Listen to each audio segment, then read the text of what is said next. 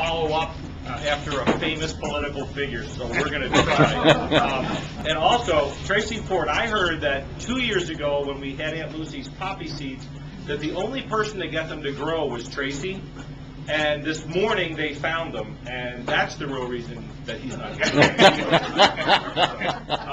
I'm going to read from Grendel, and I made copies. This is a duet reading, and so we're going to give this a try. But as you read through Grendel, there's a lot of terminology that isn't current, and I found myself looking it up and understanding what it was.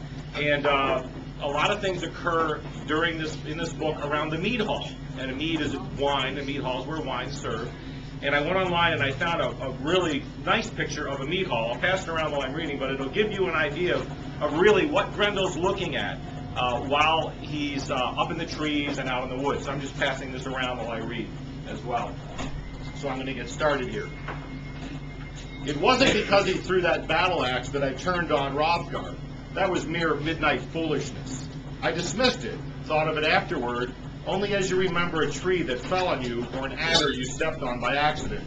Except, of course, that Hrothgar was more to be feared than a tree or snake.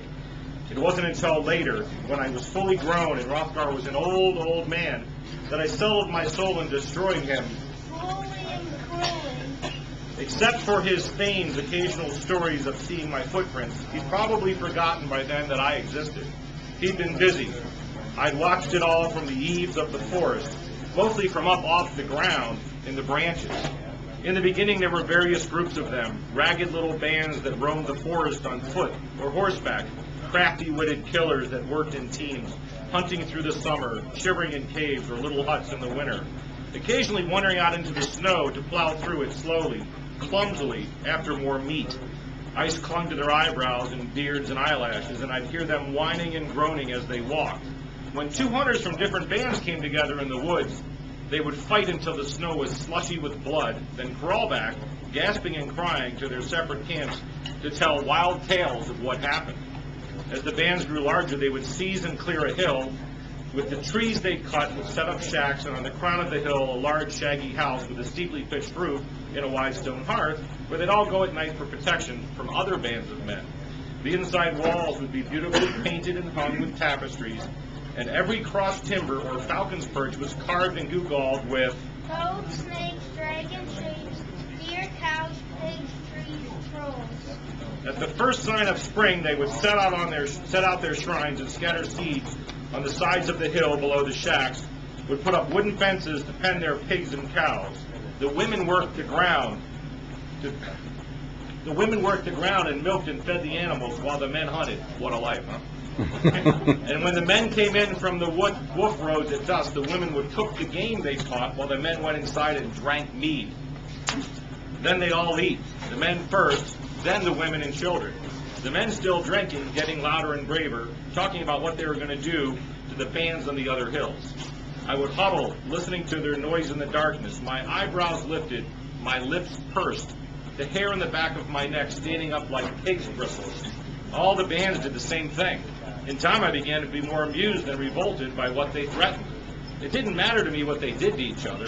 It was slightly ominous because of its strangeness.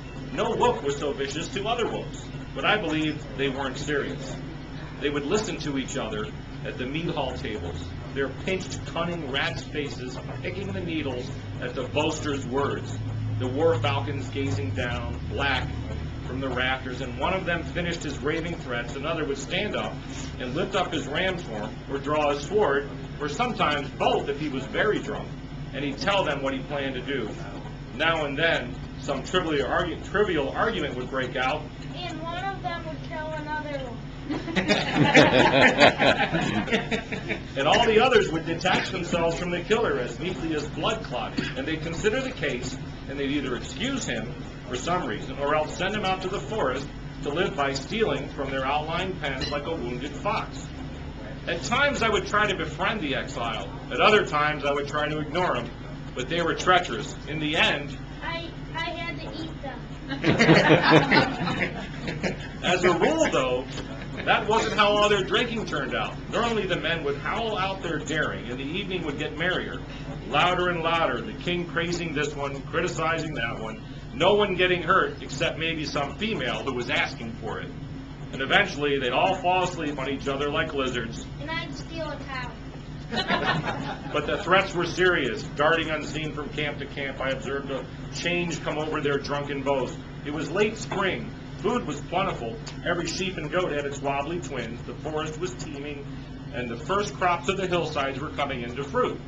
A man would roar, "I'll steal their gold and burn their meat hall," shaking his sword as if the tip were afire. And a man with eyes like two pins would say, Do it now, cow face.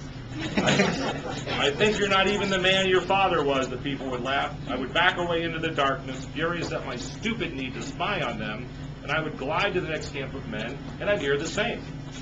Then once around midnight, I came to a hall in ruins. Their cows in their pens lay burbling blood through their nostrils, with javelin holes in their necks. None had been eaten. The watchdogs lay like dark wet stones, with their heads cut off, teeth bared.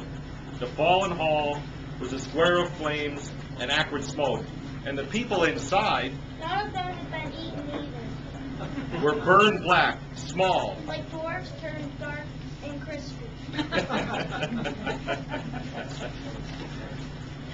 And I'm going to jump ahead to 36.